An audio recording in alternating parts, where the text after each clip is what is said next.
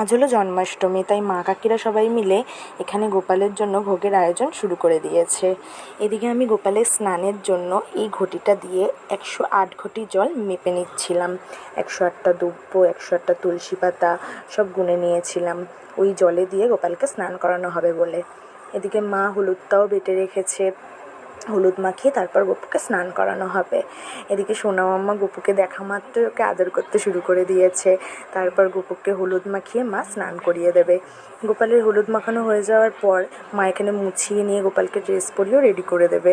Ready করে ভোগ নিবেদন করবে। এখানে যেহেতু আমি উপোস করেছিলাম, তাই আমিও সমস্ত কাজেই হাত লাগাতে পেরেছি মায়ের সাথে।